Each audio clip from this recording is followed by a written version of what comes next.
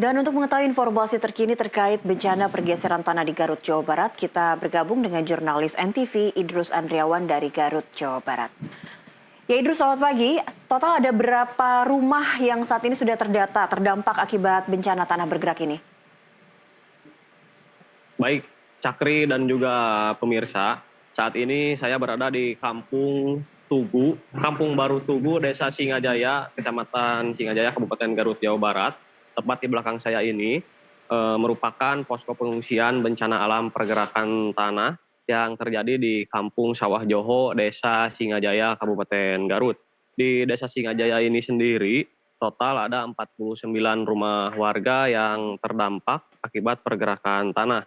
Dari 49 rumah, 20 rumah diantaranya sudah dikosongkan secara total karena kondisinya yang memprihatinkan, ada yang ambruk, ada yang miring, dan bahkan ada pula rumah warga yang mengalami retakan yang cukup parah sehingga tidak layak untuk ditempati. Dari 20 rumah yang dikosongkan, untuk saat ini para korban yang merupakan para lansia dan anak-anak termasuk para korban lain yang berjumlah 80 jiwa. Saat ini mengungsi di belakang saya ini merupakan ada salah satu bangunan sekolah yang dijadikan untuk tempat pengungsian. Dan di bangunan sekolah ini total ada 80 jiwa yang mengungsi.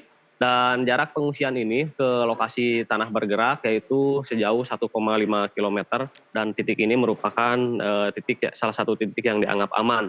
Lokasi perkampungan sendiri yang mengalami pergerakan tanah berada di perbukitan serta kontur tanah yang labil sehingga rawan terjadi bencana alam.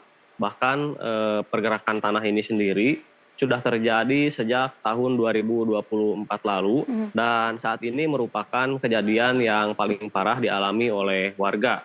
Untuk pergerakan tanah sendiri selain di Desa Singajaya, ada pula di wilayah lain yaitu di Desa Girimukti mengakibatkan 15 rumah warga terdampak dengan jenis bencana alam yang sama yaitu pergerakan tanah.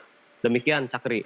Iya Idrus, ini kalau tadi Anda sempat sampaikan pengungsi ini didominasi lansia dan anak-anak. Dan apa saja mungkin kebutuhan yang dibutuhkan lebih cepat begitu untuk para pengungsi saat ini? Baik, untuk penanganan sementara, jadi mereka ditempatkan di bangunan sekolah, 2 bangunan sekolah ini untuk tinggal sementara karena kondisi rumah mereka yang mengalami kerusakan cukup parah itu membahayakan terjadi longsor sehingga mengancam keselamatan mereka. Dan di belakang saya ini juga ada sebuah dapur umum yang didirikan oleh Dinas Sosial Pemerintah Daerah Garut. Dapur umum ini sendiri dibuat untuk menyuplai makanan kepada para warga yang terdampak, baik mereka yang mengungsi di lokasi ini maupun mereka yang bertahan di tempatnya masing-masing atau mengungsi mandiri di rumah saudara atau tetangganya.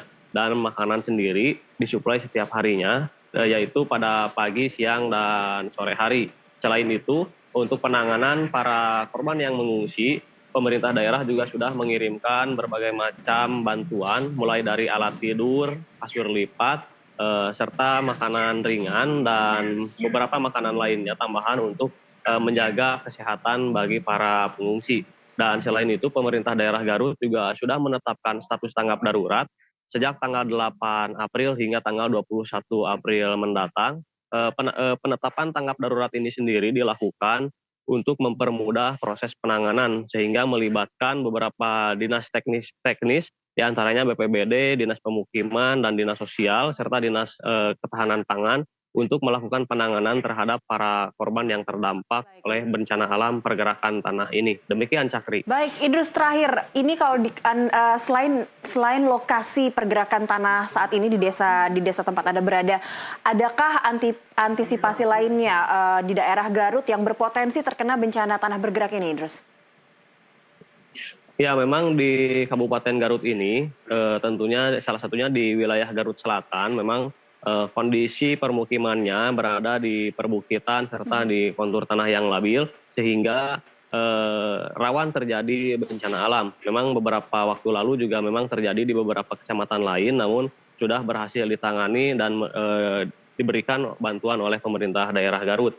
Untuk mengantisipasi hal serupa terjadi di wilayah lain, Pemda Garut melalui BPBD juga sudah melakukan himbauan kepada warga masyarakat apabila menemukan tanda-tanda bencana alam untuk segera melaporkan kejadian ke pemerintah desa, kecamatan maupun ke BPBD agar cepat dilakukan penanganan serta antisipasi untuk menghindari terjadinya korban jiwa. Demikian Cakri. Baik, terima kasih Idrus Andriawan untuk laporan Anda langsung dari Garut. Selamat bertugas kembali, tetap berhati-hati.